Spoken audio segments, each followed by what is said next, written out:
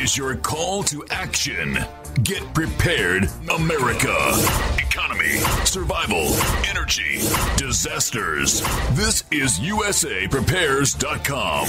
Informative radio, educational radio. Interact now by emailing instructor@USAPrepares.com or text at 434-390-7953. Class, please take your seats. Now, your instructor, Vincent Finelli. Watch the greenbacks tumble. Everyone all set? Cocked? Locked? Blissed? Here we go. Your dial set correctly to USAPrepares.com. We are delighted you're here. And we're broadcasting 2 hours right here from high atop the Missouri Ozark Mountains, Studio A. Information's on the website. And there's a link to your instructors at USAPREPARES.com. Podcasts are free. Streaming audio is free. You can listen on your smartphone. Converging threats are confronted daily by your instructors. I'm Vincent Finelli. Tom is producing the worldwide broadcast in Minnesota. Meet up tonight, class. We're going to show movies. One of them is called Agenda, The Grinding Down of America. And then we're going to show another one, if time permits. And that's the music industry's attack on America. They're using minions such as Miley Cyrus, Beyonce, rappers, Lindsay Lohan, Britney Spears, and we're going to show you what has happened to them. How that nice, innocent image that they have is morphed into what you see of these gyrating figures on the screen and on stage. And we're going to talk about why Michael Jackson died. We'll talk about his murder. That's the meetup tonight. Ziggy's, 5:30. Sunshine and Glenstone, Springfield, Missouri. Frank Underhill's in the broadcast classroom with us. Welcome, Frank. Good morning, Vincent. Glad to be here. Good weekend? Good weekend. Well, I'll tell you, it was a good weekend. Got a chance to spend some time with John, Judy, Dollarhite, and their son, and we went out on a boat. They have a boat, and right outside of Branson, we were in their. It's a really nice boat. It's got a 350 cubic inch Chevrolet V8 in it, and it's got a inboard outdrive. Absolutely phenomenal boat, and we just cruised around, and we actually put some of the the work that we have in front of us off to the side for a few hours, and it was really wonderful. We went to they've got a place where we had lunch and dinner, and Judy and John Dollarhite are the ones that the U.S. Department of Agriculture attacked with that $6 million fine, and so for raising pet rabbits and selling pet rabbits. So we dined on some fine rabbit cuisine. And it was for lunch, and then for dinner we had some grass-fed beef. It was just as good as it gets. So we had a wonderful, wonderful day yesterday on the lake just off of Branson, Missouri. So that was what we did. Frank, you went to a conference, didn't you, in Los Angeles? Yes, I did. For your listeners, Underhill Securities can again accept clients. I went to meet with my new company who I do transactions through, and it's very encouraging. So thank you, everyone, once again for your patience, and hope to hear from you.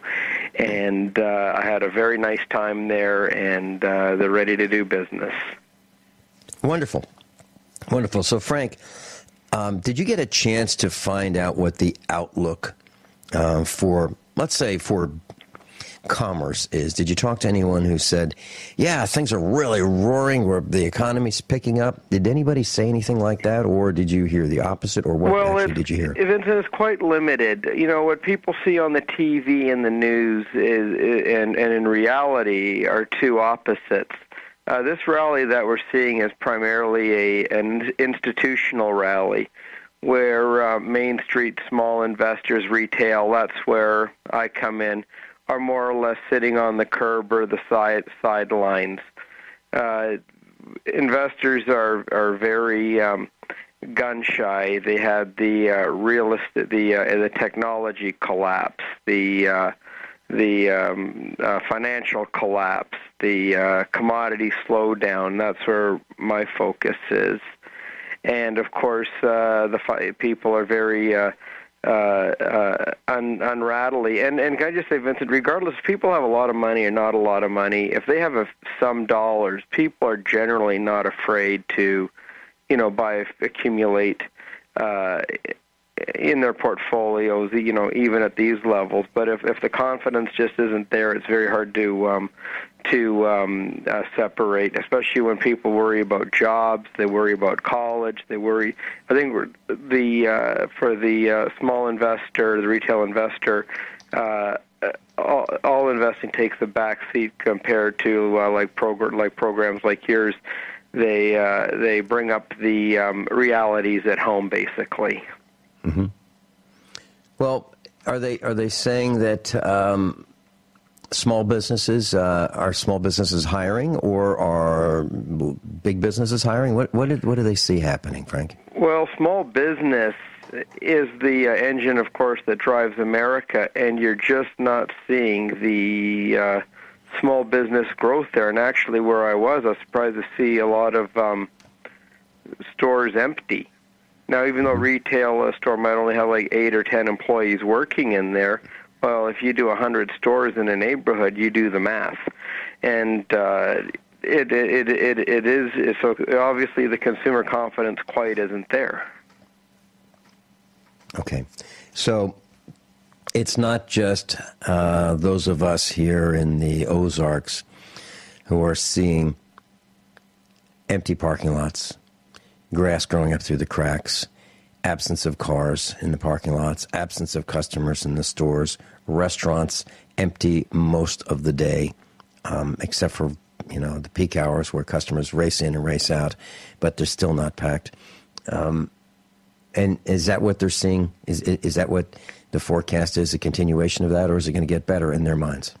Well, I think Southern California, and there's a lot of traffic and a lot of freeways, but I think things are economics are very, very difficult for consumers, and you could still sort of feel it in the air there, and that's what I felt.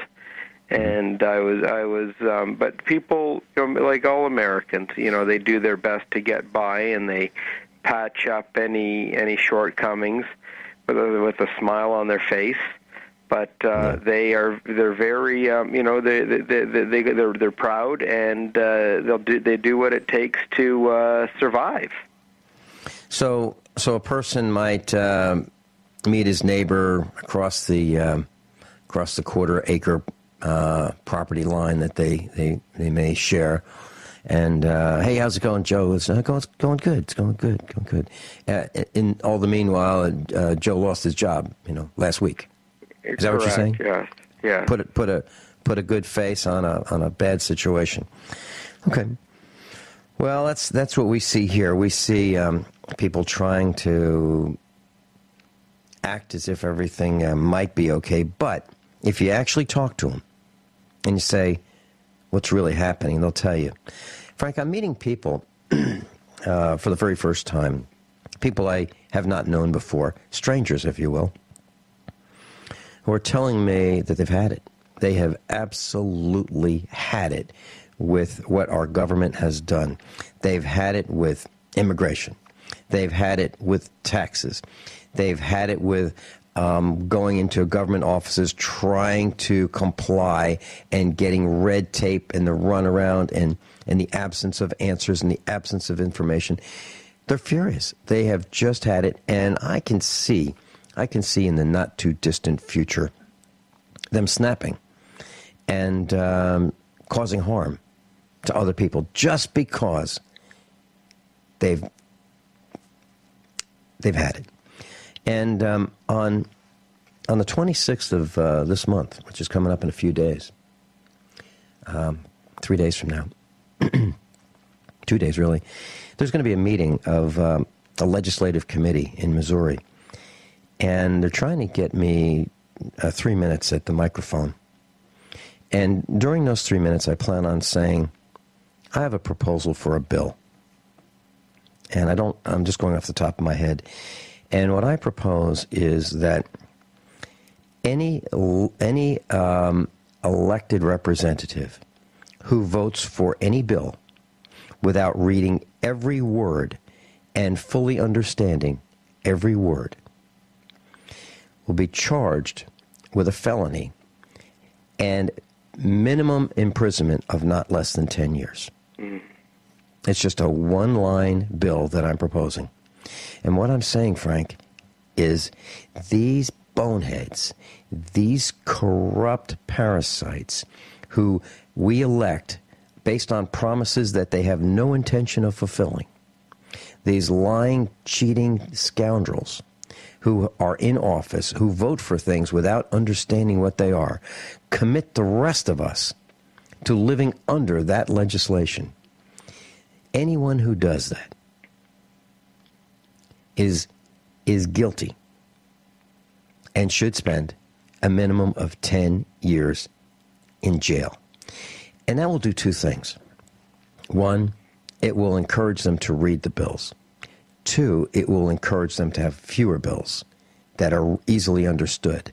Because then what will happen is if there are these complex, convoluted bills and you can't figure out what's correct, what's incorrect, what's right, what's wrong, what's positive, what's negative because of the inverted wording that they use. If their peers write those convoluted bills, they won't get voted on. And so I think it will bring back to reality legislation that we can understand. And as a matter of fact, I want to share this with you, class. I have a rule that I don't sign anything that an 11-year-old can't understand. If an 11-year-old can't understand it, why would I sign it? Frank Underhill's with us. He's the CEO of UnderhillSecurities.com. I'm Vincent Finelli.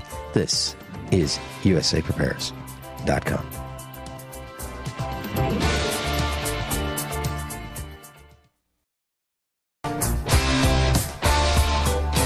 I'm all excited.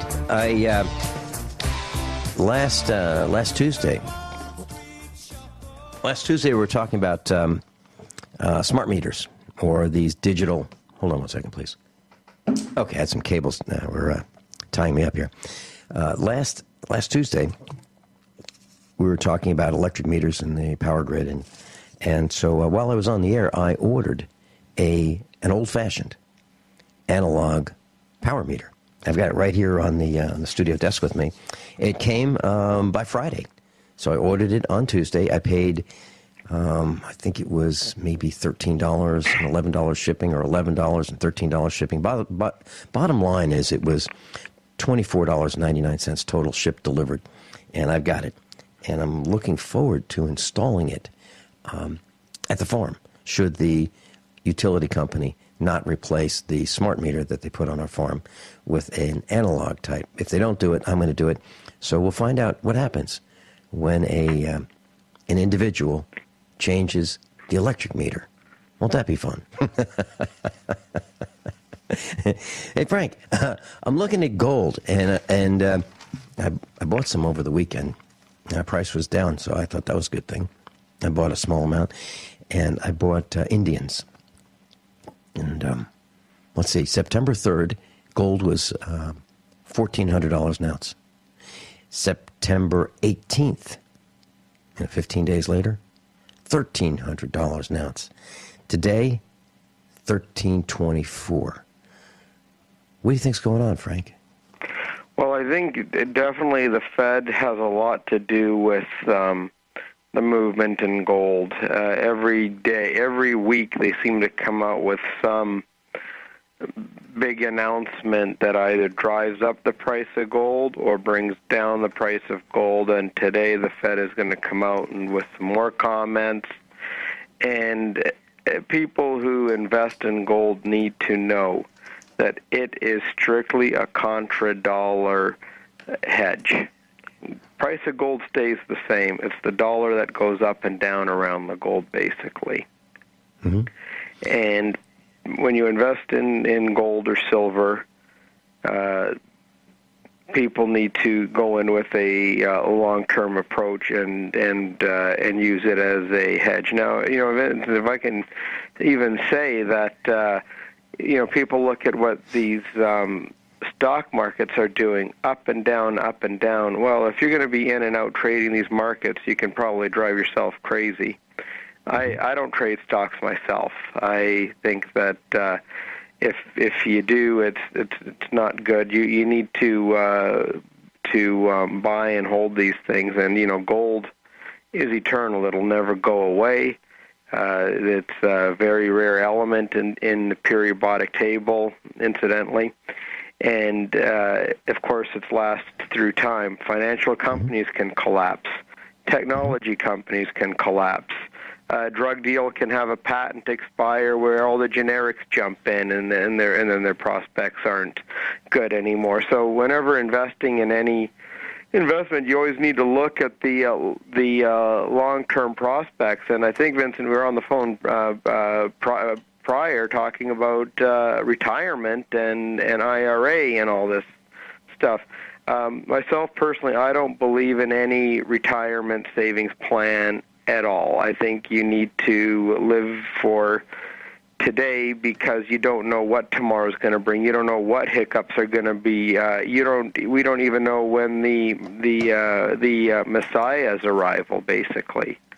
Mm-hmm. And for people to be in these tax-deferred vehicles over a period of time, and I've known several people that have IRAs that are retired, and they can't afford to live off what's inside the IRA. I was at a restaurant, and I saw, it must have been like a 77-year-old lady working behind the counter with a bunch of young Latin people or African-American people, and she stood out like a sore thumb in there. And you go to Walmart, you see a lot of people like, forget the 65, 70 years old plus working. Now, these people were not stupid. They were not born yesterday. These are people for the good hearts, did what they were told, played by the book, no criminal record. They've worked their whole life. They put money into Social Security and Medicaid. They probably tried investments in some properties or some stock market or something. But even if they were successful, they still fall short. And they're still Frank, working. hold that thought. Hold that thought. Hill's with us, and we're talking about the economic realities of the United States of America. And we're talking about how senior citizens are working into their 60s, 70s, and beyond. Class, they're working because they have to. They're working because their retirement nest egg has been eviscerated by Wall Street. They have been lied to. And the money that they thought they had is not there. It's not there. It's been wiped out by Wall Street. And it used to be that you could put savings into a certificate of deposit and get a yield or a return of about 10%. That was great. But now we're talking about maybe 1%. So the system isn't working, and the seniors are paying. And the seniors are the people who built this country. They're the ones who fought in World War II. And if I were one, I would be absolutely furious.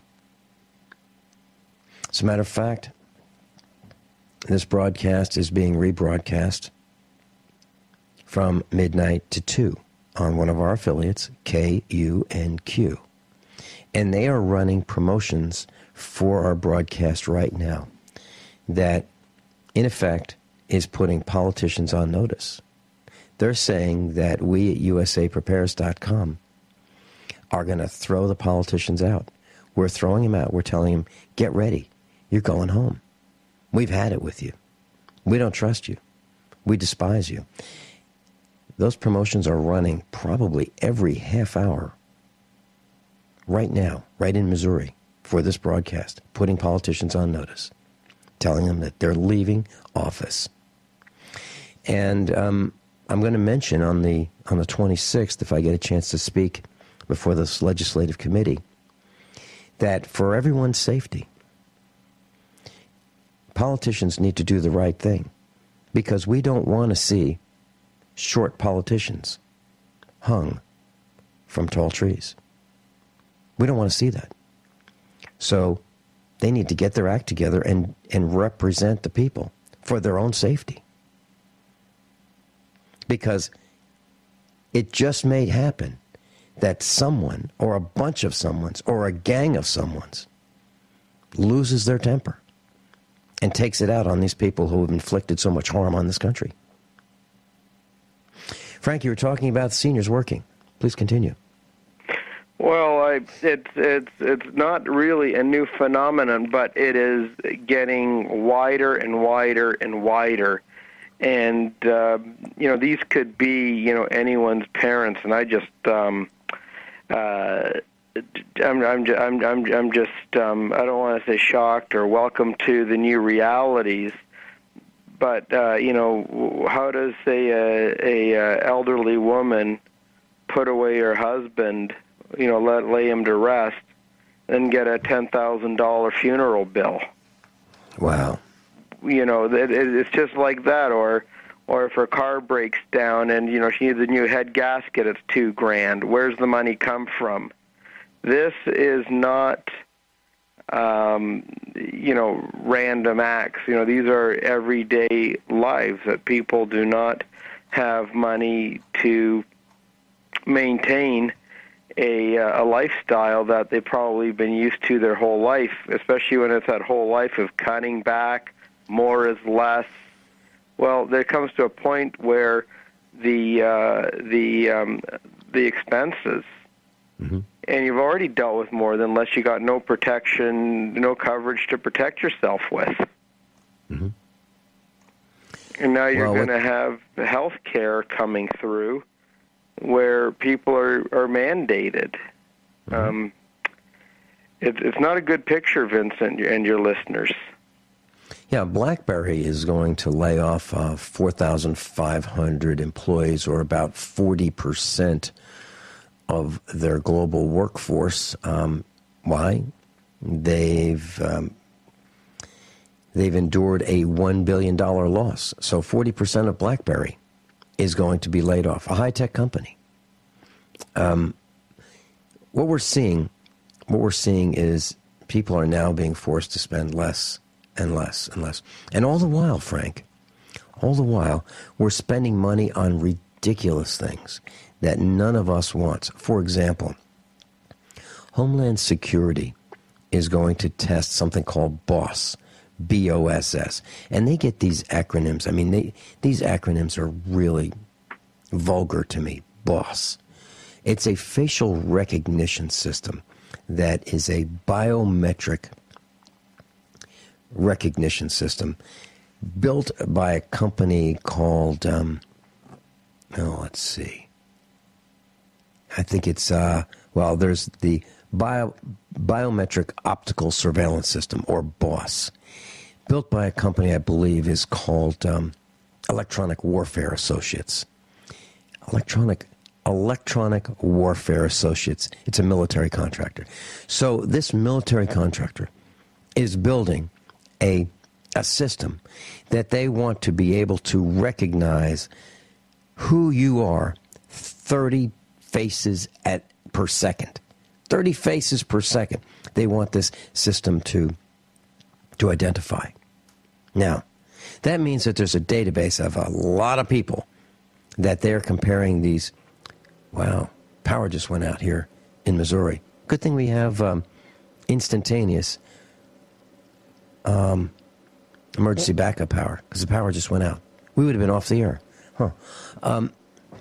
Anyway, so this facial recognition system, the design is to recognize 30 images and figure out who they are by matching them to a database 30 per second. Unbelievable. That's what we're spending our money on. Now, how close do you have to get? Well, let's say 150 to 300 feet away. 150 to 300 feet away, this system can figure out who you are in a 30th of a second. So where would they use this? Well, they would use it at a junior hockey game. At a junior hockey game. That's where they were going to test it. See how well it works. Frank, that kind of expenditure is outrageous to me. And anybody in the approval process of spending money for that should be immediately fired from government employment. Anybody and everybody, in my opinion, should be fired. Vincent, when I was driving home, I stopped off to get some water at a 7-Eleven in Barstow. And my helper went off to the washroom. And these two guys were sitting there, like really disheveled, really like street people-ish. Mm-hmm. But they were real-life hobos. They said, we're just waiting. Now, I was there at 8 o'clock last night, and they said they were waiting for the 9:30 train because they were going to take it up to Eugene. And they were saying how, we just live off handouts. There were people walking by giving them bottles of water, people giving them junk food. It's not a sustainable diet. But he just said he was just tired of paying bills, tired of taxes, tired of everything. He tries to live off the grid altogether. And now wherever they go, they get stopped by police, always checking them for ID now. They want to get farthest away. And then they say even the railway have their own federal police. And they jump the train and they just take it to where they can. And they came from North Carolina, South Carolina, through on this train. And, heck, if they could just take pictures of it. And the interesting, the amusing thing that they were able to share was how hard it is to live off the grid. I'll tell you what, Frank, we've got a caller. They have no fixed address. They got no phone bills. They don't have cell phones. The only possession was his little German Shepherd, and he still gets intruded upon. Frank, we've got a caller, Paul in Atlanta. You're on with Frank Underhill and me, Vin Finelli. Hi, fellas. Good morning, Paul. Good morning.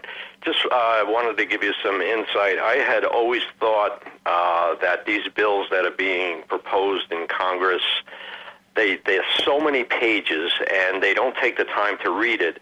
There should also be a limit on how many pages a bill has. I mean, if you can't get the thought across in 5 to 10 pages, then it doesn't deserve to be even pursued. So there should be a limit on the pages and no riders attached to it. In other words, they're going to vote on that particular issue and not sneaking in any other issues as riders. What do you think about that? Paul, it's the bill that I'm proposing is just one sentence. And the reason it's just one sentence is to make sure it's very clear what is meant. And it can be read very, very briefly. And if you think about it, Paul, if you get an email that's 1 page long, how many of us read an email that's 1 page long? I get hundreds of emails a day. And when I get those one-pagers, I go, oh, man, oh man, I don't have time to read this. So if these boneheads in Washington have their lobbyists write bills for them that are hundreds of pages long, there's no question that it's not going to be read.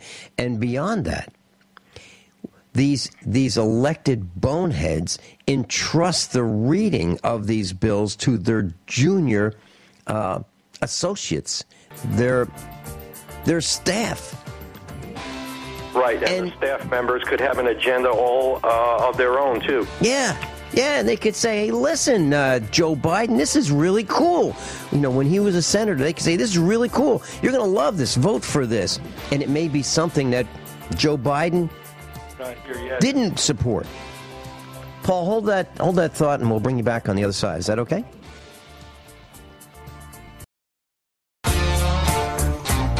Class, we're talking with Frank Underhill, CEO of UnderhillSecurities.com. UnderhillSecurities.com. Paul from Atlanta is on the line with us. And Paul, you had mentioned that you want to limit the length of a bill proposed prior to a vote. All of us at USAPrepares.com agree. If it's too lengthy, it's too convoluted, it's too wordy, it requires interpretation, and that requires way too much effort, in my opinion. And Tom, our producer, had an interesting thought. He said, okay, if you put one law in, you got to take at least one out. And what's wrong with that? Yeah, that would be an excellent approach. That for every new law that's being passed, they should eliminate maybe five. Okay, old ones. I'll take that and raise you to 40. Yeah. Yeah. Here's a thought, Paul. When I was selling our properties in Virginia prior to moving to Missouri, I decided that we could sell them ourselves. And when we had, I advertised them on the internet. And I made it very clear that it was very, very simple to do business with me. I had the price very low, selling it very low, so it would attract a very fast offer. And we had 3 properties, and we had 3 buyers, and each one of them bought one of the properties. And all I said was, I only have 3 requirements. 1, the contract has to be written in English, and it has to be short. And if it's not, I'm not going to read it. That was 1. The second was no contingencies. It can't be that the offer to purchase cannot be contingent upon another sale or contingencies beyond our control. 3, right. It had to be a cash offer. And you know, those sound like, are you kidding? No one could ever sell a property that quickly. Well, all 3 of them sold in a week. 3 properties. And those sound like really, really stringent criteria. It has to be written in English, short contract. If an 11-year-old can't understand it, we're not reading it. Simplicity and that was the best approach. Well, and it worked. It absolutely worked, and it was because the price was very fair.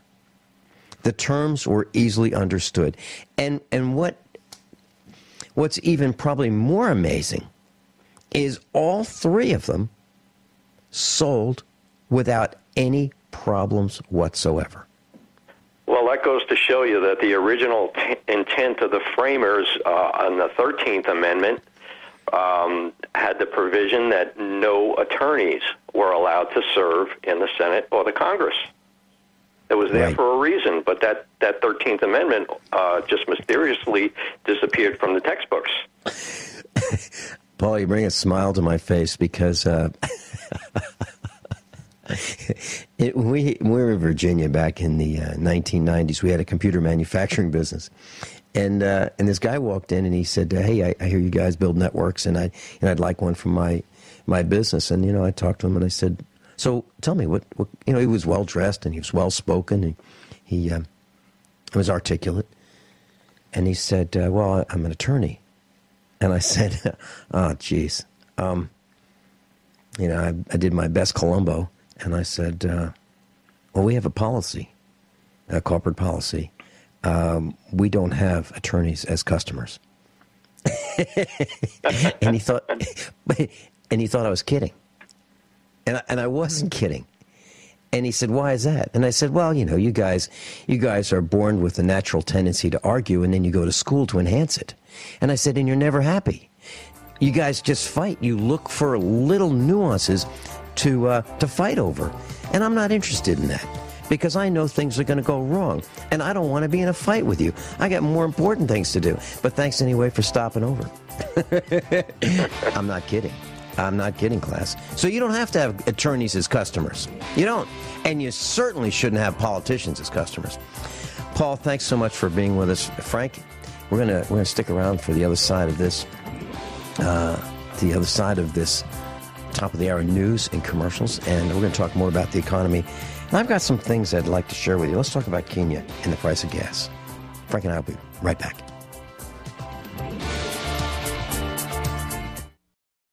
This is your call to action.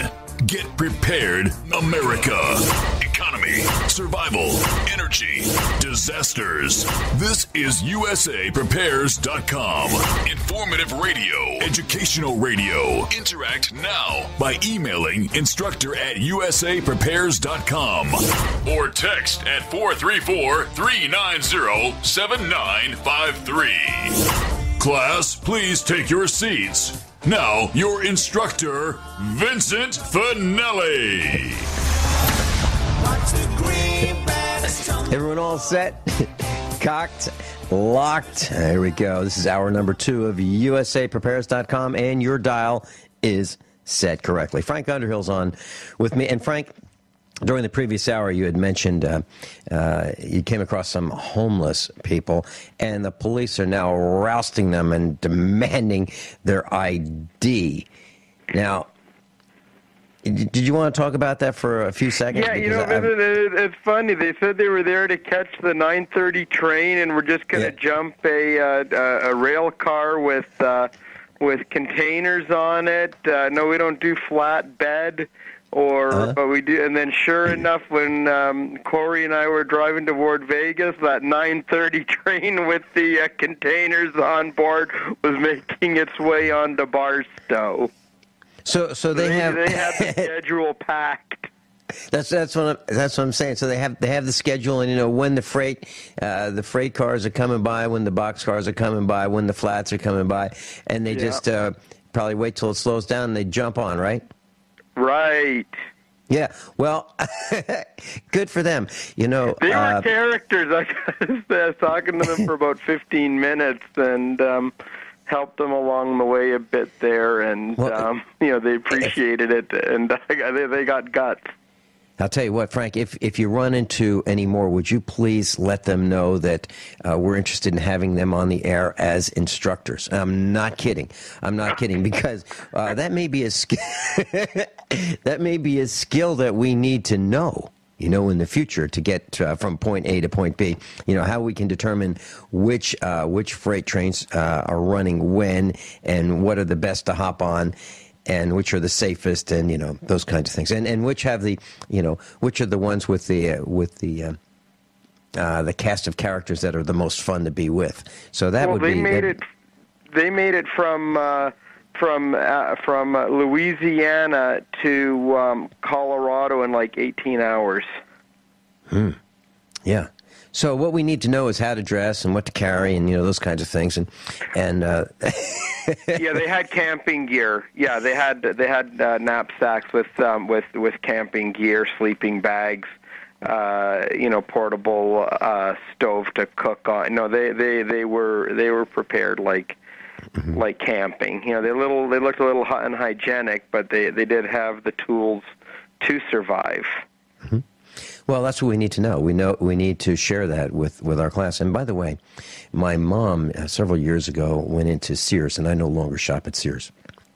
And she wanted to buy this frame. It was on sale. She wanted to put a picture of my dad, who had just passed away, in this small frame. Let's say it's 5x7.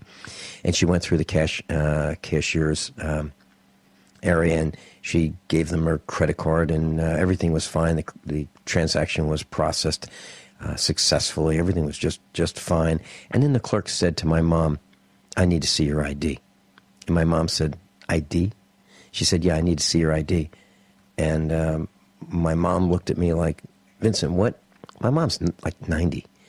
And so this young smart aleck clerk was giving my mom a hard time about needing to see an ID. And my mom was trying to ask me, like, what does that mean? What is an ID? What am I supposed to have? And I said, "You're not supposed to have anything, Mom." And she said, "Well, I need to see your driver's license." And I said, "She's almost 90. She doesn't drive. She doesn't have a driver's license. She hasn't had a driver's license for years. And she's not going to produce an ID because she doesn't have one. And if she did, she wouldn't produce it anyway because I wouldn't let her." So the line was getting longer and longer. And so they were going to reverse this transaction. They were going to give my mom the credit for the $3 plus tax on her credit card because my mom did not have an ID to prove who she was in order to buy a $3 frame to put a picture in that was on sale at Sears. And from the back of the line, this guy holds up a Federal Reserve note, and he says, ma'am, I'll be glad to buy that for you. Can you imagine?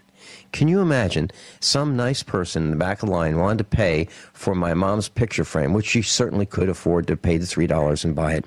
That wasn't the point. We were not going to go through that transaction. Being held up by Sears, Roebuck and Company, demanding an ID for a $3 transaction that was processed successfully with a credit card. And so we don't shop at Sears anymore. We don't shop at Sears anymore. We don't go to Sears anymore. We don't patronize Sears anymore because of that one incident. Who do these people think they are? Demanding an ID for a credit card transaction that was processed successfully? Come on, for $3? So anyway, Sears. We don't shop at Sears. I'm not saying that you shouldn't. I'm just saying we don't. And that's why. Now, I used to work at Sears. Years ago, when I was 17, I was a mechanic, and I was working in Sears Automotive. And it was a completely different store back then. Back then, the customer was always right.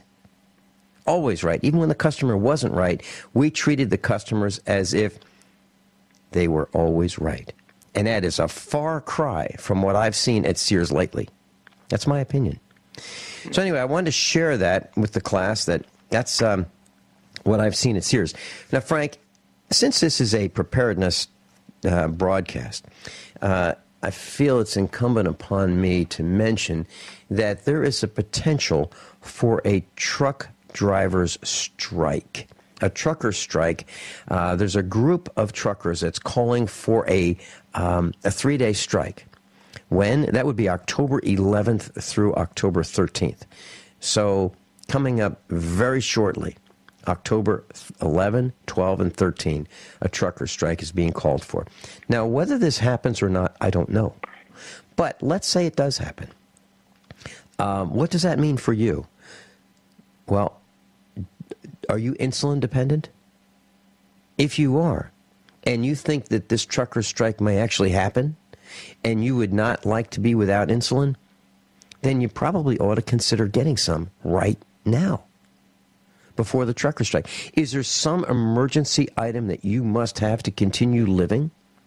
If there is, I suggest you get it right now. What do you think, Frank? I agree. You need to be prepared for any event, especially if your health relies on medication. Mm-hmm.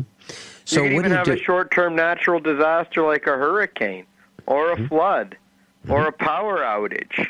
Mm-hmm. You need to have medication. Now, folks, I have, it may be a surprise to those who don't know me, but I have asthma, and I always have about 10 inhalers in the house all the time because you just never know. Mm-hmm. Mm-hmm. Well, in that case, so asthma, if you are insulin dependent, if you have to have heart medication, whatever it is that you absolutely have to have, I suggest that you get it. right now. And going forward, what you can do is you can call the pharmacy where you get your medicine, and you can say, look, what is the shortest interval of time that I can repurchase? So if it's a monthly supply, can I get it in 22 days, 23 days? And if so, keep getting it every 22 or 23 days, whatever the minimum is, so you can accumulate extra medicine over time for your life. Please consider that, okay? And what you may also want to do is contact your doctor and tell your doctor that you want a script for additional medication because you have this concern. Now, I've been to a doctor previously, years and years ago, and I told my doctor that I was very concerned about the supply chain. I was concerned, and this is when I was on medication, and I was concerned that it might fail. He would not. He would not help me. He wouldn't. So your doctor may or your doctor may not. Now, there are doctors who fully understand how weak the supply chain is. But your lives are being held in the balance by insurance companies. And let's look at it this way. Let's say you have a 30-day prescription, and they'll refill it every 30 days. On average, you have between 0 and 30 days worth of medication. That means on average, you have 15 days worth or 2 weeks. So if there's a supply chain disruption and you have on average 2 weeks of medicine, you might die without your medicine. If you're concerned about that, or if you're concerned about a senior in your family, or you're concerned about anyone in your family or a child, make sure you get what you need. It's your responsibility to do that because the insurance companies don't work for you. They're not on your side. They don't even care about you. Please, please get what you need to keep living. Because this trucker strike may happen. Or it could be something else. Mrs. Finelli just contacted me, and she said she makes bread every day, and she has this semi-automated computer-controlled bread machine. And I mentioned during the first hour that there's a power failure here. Well, she was wondering, did I do something to her bread machine because it was off. It was running, before, but it's off now. And I said, no, there's a power failure. So think about that. Before I started the broadcast for the first segment, we did not anticipate a power failure. I was ready for it in the studio, but her bread machine wasn't ready for it. So things can happen without being expected. Unknown knowns and known unknowns. So the truckers want to have this strike, and they're saying they want consumers not to buy anything or sell anything on these days. That'd be October 11, 12, and 13. They don't want you to buy anything. They don't want you to sell anything. They want you to stay home. They don't want you to buy gas. They want to defund Obamacare. They want to restore the Constitution. They want to lower fuel prices. Anybody have any problems with that? Sounds good to me. Sounds good to me. So I'm going to join them, okay? I am not going to buy anything. I'm not going to participate in commerce. I'm going to support the truckers. And I'm going to do my best to stay on the farm. Frank, you going to join us? Absolutely. There you go. That's October 11, 12, 13. Coming up. 11, 12, 13. Frank and I will be right back. And 53,000 people liked it on Facebook. Frank Underhill's with us, and we've been talking about the truckers' strike. So this is a strike that is dismissed by the American Trucking Association. So that's the largest trade organization for truckers, but they are not a supporter, and they say that they do not condone the strike. However, let me see if I can read you some of the key words in this trucker strike. Shut down America. Truck drivers strike. Truck drivers to shut down America. Trucker 3-day strike. Trucker group protest. Trucker strike. So what these guys are doing is they want to bring to the fore the fact that America's in trouble. They want Obamacare defunded. They want lower fuel prices. They want to restore the Constitution. Obviously, they want lower taxes and lower reduced regulations and encroachments on freedoms. That's what they want. So these are the guys that bring goods and services to market. Now, they will get your attention. If this strike actually comes to fruition, they will get our attention. So if you need supplies and materials to sustain your life and your family's life or your children's life or your parents' life or someone in your family or someone's in your family, make sure that you have it. No kidding. No kidding. We're all set here on the farm. But there are things that you might need. So please, I'm not kidding. I don't know if the strike is going to happen or not. But I'm not going to engage in commerce if I can help it during those 3 days. I'm with the truckers on this one. And Frank, what's happening is people are now trying to do what they can to bring awareness to how bad these problems are, because the media is lying to us. You know, Vincent, people are like, even there's a story in Alberta, Canada, with a gentleman who moved into a rental apartment, and he is now calling it an embassy. And he is for the freemen on the land, which is, I guess, a sovereignist movement. And I think, I'm sorry?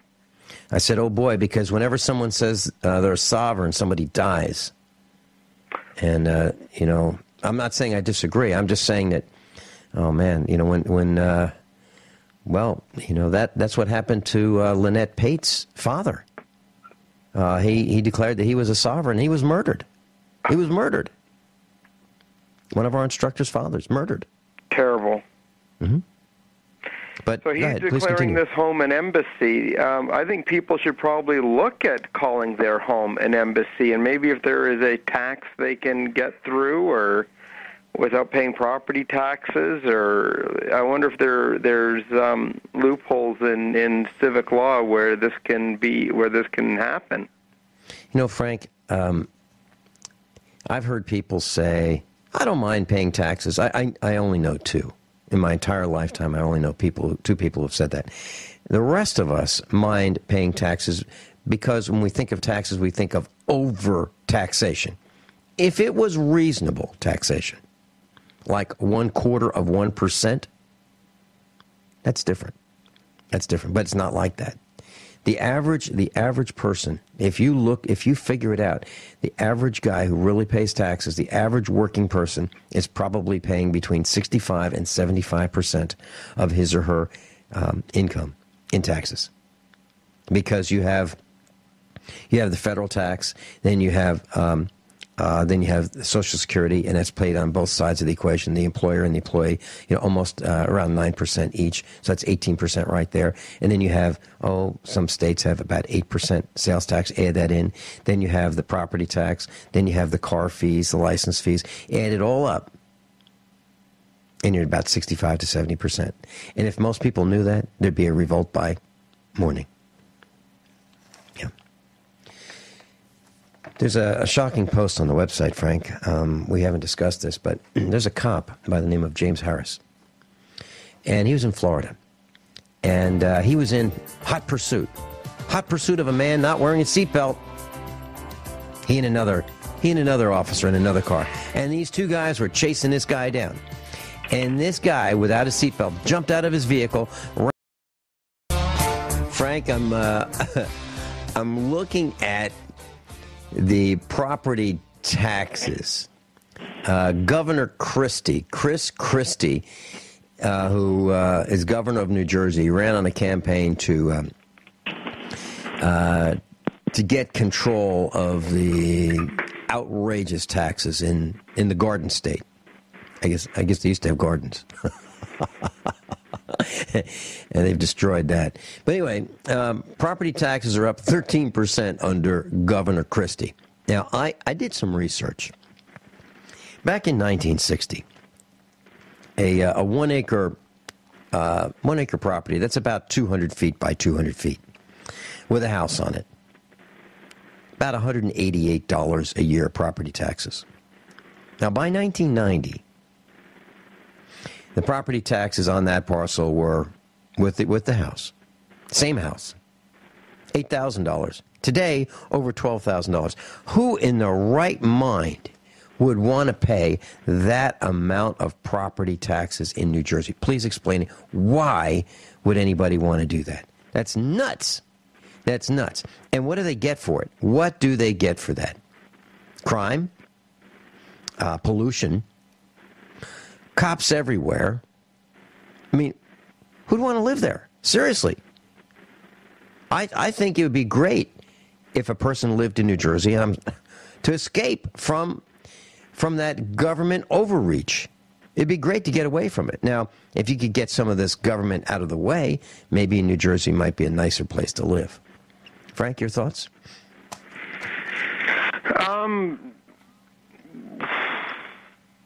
I just threw overboard the state of New Jersey. Yeah, it's pretty strong. Go ahead. Yes.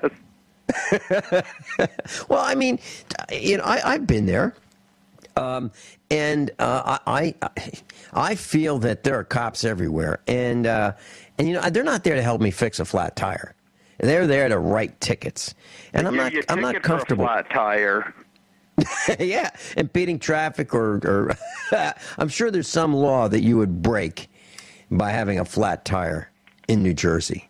I'm just kind of exaggerating, but gee whiz, 13% property tax increase under just one governor's reign in New Jersey. Vincent, Didn't I mention on a radio program that there's a mayor of a town in New Jersey that has to move out of the town because the taxes that he pays on his house is that of his salary of mayor of like $35,000-$40,000 a year?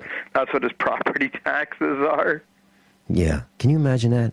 Now, how much, Frank? You've got to earn probably over $100,000 to net $35,000 to pay your property taxes. Yeah. But after the taxes, I mean, it's out of control. Absolutely out of control. Now, people like Governor Christie. I don't get it. I mean, I really don't understand. People must be dumb. They must be dumb to really appreciate someone who has stolen another 13% in property taxes from them. I don't get it. I really don't get it. Well, we got a meetup tonight, and we're going to watch movies. 2 movies. We're going to watch The Agenda, The Grinding Down of America, and we're going to watch another movie, if we have time, and that's the music industry's attack on America. And we're going to talk about the death of Michael Jackson, and we're going to talk about how Beyonce and Miley Cyrus and other rappers and Lindsay Lohan and Britney Spears and others have been corrupted by the system. They probably were well-meaning people who were successful that the music industry grabbed and converted them into their minions. Seriously, is there one of those personalities that I've mentioned who doesn't gyrate on stage, who doesn't display obscene behavior and try to make everyone think that it's normal to be like this? Miley Cyrus, please. Jeez. It's vulgar what she does. It's vulgar. So I wouldn't, if I had young children, I certainly wouldn't let them watch any of that trash. And that's just the grinding down of our morals. I don't like it. And as a matter of fact, we're going on the airwaves in Missouri in a big way. To USA Prepares is going to be on the air starting tonight, 7 hours a night, starting at 10 o'clock in Missouri, KUNQ, big station, and we're going to try to fix the problems that these politicians have cause for us. Frank, why is Wall Street up? Why is it up? Because your tax dollars and my tax dollars are going to work in this way. The Treasury, the Department of the Treasury, of course, as they said last week, they're going to keep buying and buying and buying. That's why it's up. Yeah, you're talking about the Fed buying and buying, and well, creating more debt. Is that what you're talking about? Yeah, and using that, and using those funds to buy securities. Your and funds, if you look, my funds, everybody's funds. And class, if you look at the companies that are doing well, you will find them tangled in a web with the government. What I'm saying is, if you look at Apple, Apple is doing well. They're also selling our information. They're spying on us by providing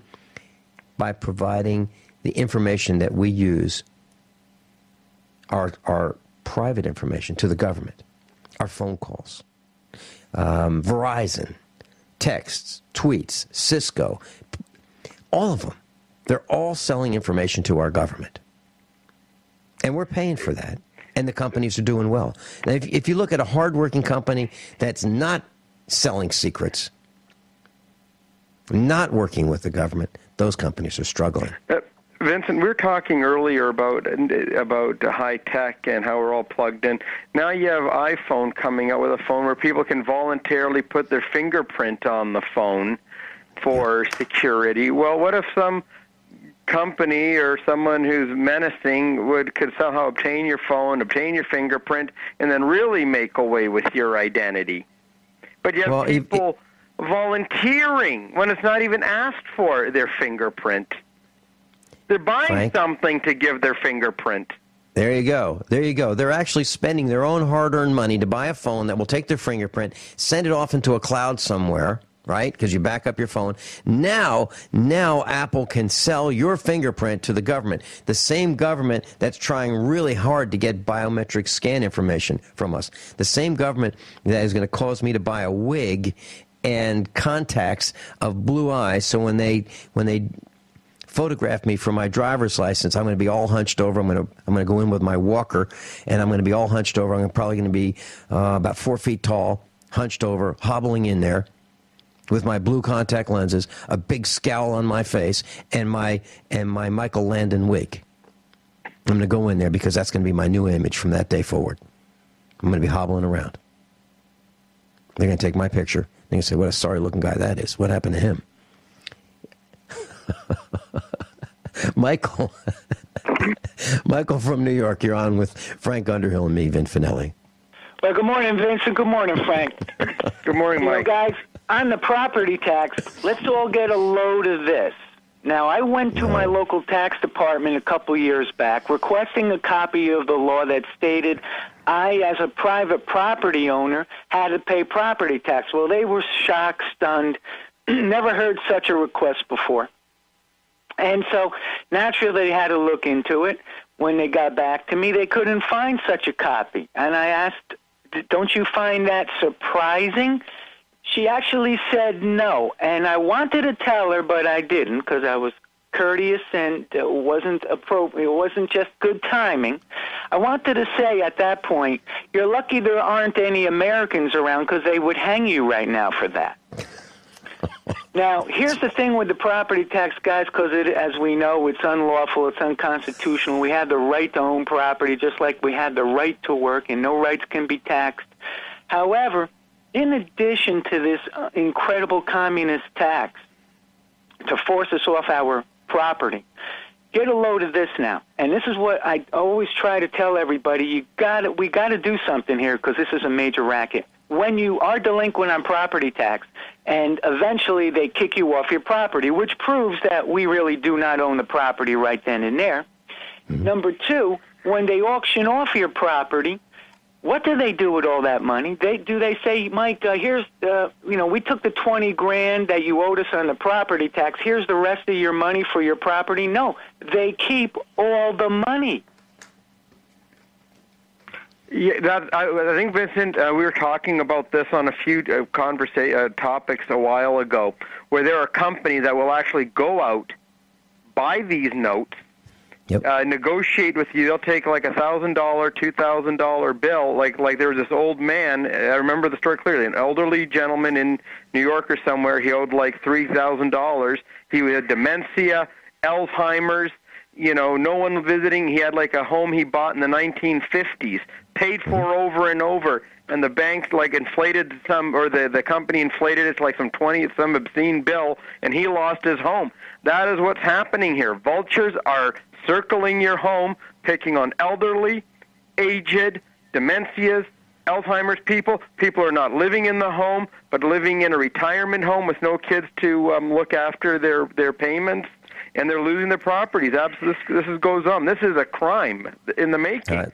And municipalities count on this kind of thuggery to offset revenue.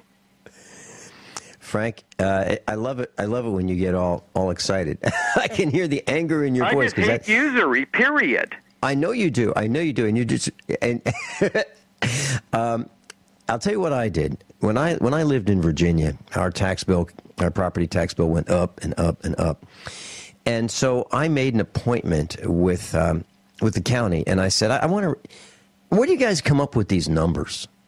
And they said, well, okay. So we went to this meeting, and they said, well, you have a brick foundation. I said, yeah. They said, well, there's an upcharge for that. Now, if you have a block foundation, that's standard, we charge you for that. But then if you have brick on top of the block, that's an extra charge. And you have brick chimneys and you don't have block chimneys, so there's an extra charge for that. And you got this walk to your shop, and there's an extra charge for that. And they went through all this, and then they went through the land, the woods, and the open land. And I'll tell you what I did when we come back. And I suggest that you all do the same thing. And it works. Michael, stay with us. Frank Underhill, Vin Finelli.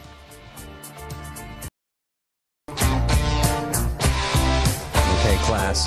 I just wanted to give you a couple headlines, and we'll get into what happened to me in Virginia, or what I did.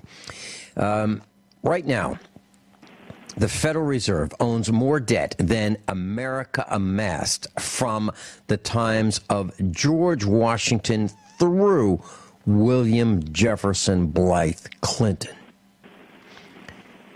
Your elected representatives have sold you out to the point where we have amassed more debt to the Federal Reserve than from the first president of the United States all the way through William Jefferson Blythe Clinton. And his wife wants to rule starting 2016. Boy, I hope you don't let that happen. And another thing is Forbes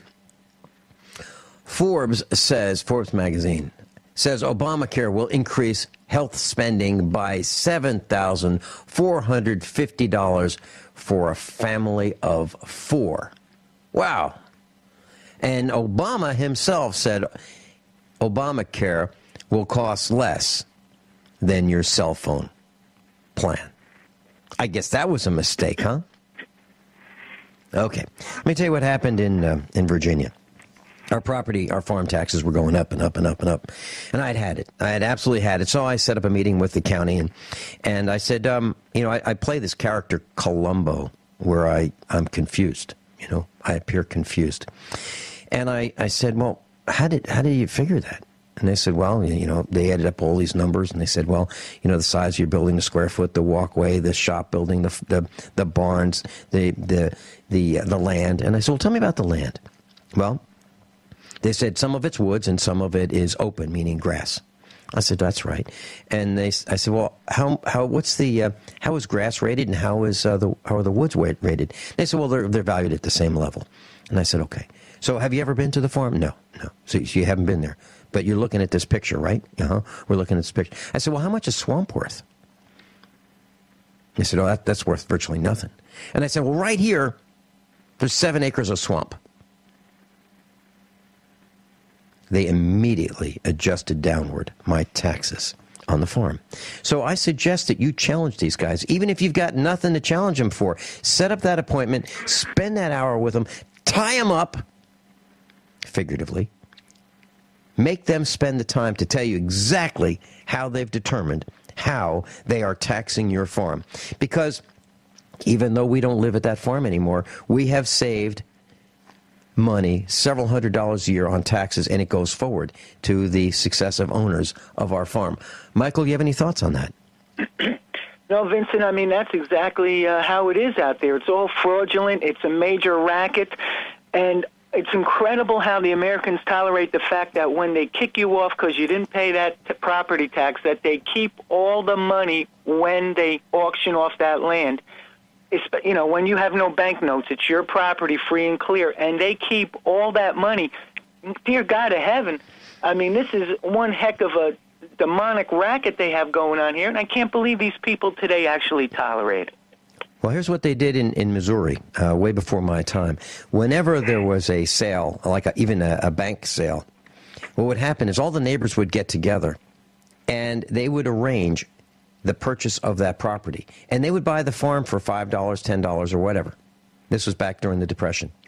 They would buy the farm, and they would give it back to the owner who just lost it. And that's how we can work together against the banks and against the encroachment by the governments that are trying to steal our property from us. We used to think that those guys were on our side. They're not on our side. They're not on our side. Frank? I never believed for 1 minute. When I was a younger person, I bought my first Ford, and I thought I was getting the special financing at 4.5% or whatever. When I signed the agreement, I was looking at the payments of $345 a month, and I couldn't understand how come for like a $8,000 car loan, because I put a lot of cash in it in my trade-in.